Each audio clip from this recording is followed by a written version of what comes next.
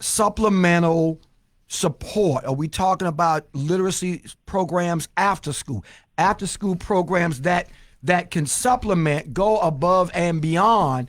And if we're doing them, the after school programs, then Kareem, are we then in a position where we can address those concerns? Okay, let's jump into the weeds. All right, because there's some people around the country who are saying, let's do this after school program. We have one in Oakland, the Oakland Reach. They're doing great work.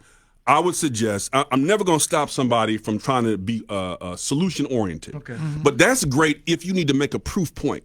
There's some places where you actually have to prove that our kids can learn. So we're going to do this after school program. We're going to get a couple hundred kids, a couple thousand kids. We're going to get them reading to prove that our kids can do it. Now, that's not my ball. I understand. Right. I actually believe our kids can learn. All right. But if you need that, then you go ahead on and prove it to whoever you got to prove it to. Now, at the end of the day, are we going to get the whole system right? Are we going to get all of the kids reading? That means you got to go after the district. That means you got to support the teachers. That means you got to fix the curriculum. That means you got to give them professional development.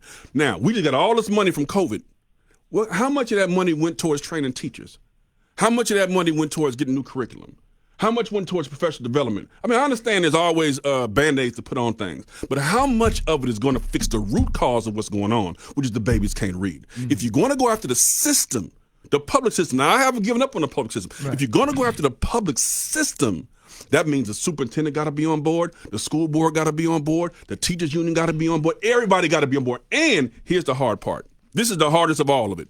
The coalition that you create, it's got to be it's got to be a multi-ethnic, multi-whatever coalition. That means black and white.